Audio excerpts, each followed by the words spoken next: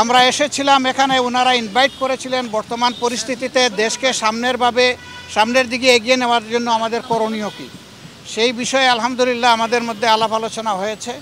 দেশ আমাদের সবার, দেশ বেঁচে থাকলে, ভালো থাকলে আমরা সবাই বেঁচে থাকবো এবং ভালো থাকবো। এই ক্ষেত্রে সমাজের সকল সেকশনের মানুষ আমরা যদি সমবেতভাবে কাজ করি, ইতিবাচক মনোভাব নিয়ে পরস্পরকে সহযোগিতা করি, এখন যারা দায়িত্বে এসেছেন তাদেরকে সহযোগিতা করি, তাহলে দেশ একটা শৃঙ্খলা এবং সৌন্দর্যের ভিতরে আসবে আমরা আশা করি। নির্বাচন নিয়ে কোনো কথা হয়নি, ওনারা কেবল বসলেন, মাত্র 4টা দিন হলো।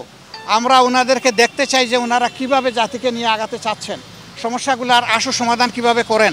এরপরে যৌক্তিক সময়েই এটার সমাধান হবে বলে আমরা আশাবাদী। এখানে কোনো সমস্যা হবে এটা আমরা মনে করি না ইনশাআল্লাহ। বিভিন্ন দিক থেকে অনেকে ষড়যন্ত্রের কথা বলছেন, আপনারা সাংবাদিক সমাজও হয়তো বা এটা উপলব্ধি করছেন। এটা ট্রু যে বিশেষ করে আমাদের এইখানে বিভিন্ন ধর্মাবলম্বী মানুষ যারা আছেন তাদের উপর বিভিন্ন জায়গায় কিছু হামলা হয়েছে, কিন্তু হামলাটা ধর্মীয় কারণে হয়েছে নাকি রাজনৈতিক কারণে হয়েছে এটা খুঁজে বের করতে হবে। ইতিমধ্যে বিভিন্ন ধর্মীয় সম্প্রদায়ের যারা আছেন তারাই বলেছেন যে সব মামলাকে ধর্মীয় মামলা বলে চালিয়ে দেওয়া যাবে না।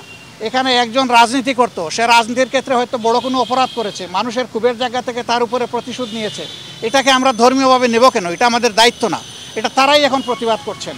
আবার কোনো দেশ এখানে জড়ায়ে পড়ছে বিশেষভাবে, সেই দেশেরই বিবেকবান মিডিয়াগুলো এখন তার প্রতিবাদ করছে যে এটা অসত্য। যেভাবে বাংলাদেশের ব্যাপারে পরিবেশ তৈরি করা হচ্ছে, ভীতি সৃষ্টি করা হচ্ছে, বাংলাদেশের পরিবেশ এমন নয়। পার্টিকুলারলি আমাদের দলের নাম নিয়েও সেখানে এখন ভারতের গুরুত্বপূর্ণ ব্যক্তিরা তারা পোস্ট এডিটোরিয়াল লিখছেন যে কোথায় তাদেরকে অভিযোগ দিচ্ছেন আপনারা, তারা তো লাঠি হাতে মন্দির পাহারা দিচ্ছে, যারা মন্দির পাহারা দিচ্ছে তাদেরকে কেন আপনারা অহেতুক ব্লেম দেন? এভাবে তারাই এর প্রতিবাদ করছে, আমাদের প্রতিবাদ করার দরকার পড়ছে না। বিবিসির বিশ্লেষণ আপনারা দেখেছেন যে বিভিন্ন ফেক বিষয়গুলো তারা তুলে এনেছে তাদের মিডিয়ায়। বিবিসি তো আর বাংলাদেশের মিডিয়ার মতো আমরা বলতে পারবো না যে কারো দ্বারা চাপের মুখে পড়ে তারা এটা করেছে, আমরা তো তা বলতে পারবো না। এরকম কোনো চাপও নাই তাদের উপরে, তারা কারো চাপের পরোয়াও করে না। তা আমাদের অনেক সময় চাপে বিভিন্ন অবস্থা সৃষ্টি হয়ে যায়, তারা তো ওরকম না। সেই হিসাবে আমরা আশা করি যে বাংলাদেশে কেউ ওরকম পরিস্থিতি সৃষ্টি করতে চাইলেও, কোনো ষড়যন্ত্র করতে চাইলেও জনগণের ঐক্যবদ্ধ প্রতিরোধের মুখে কেউ টিকবে না ইনশাআল্লাহ। আর বড় কথা হচ্ছে যে কেউ আমাদেরকে নিষিদ্ধ করে দিলই বলে আমরা নিষিদ্ধ হয়ে গেলাম, এটা আমরা মনে করি না।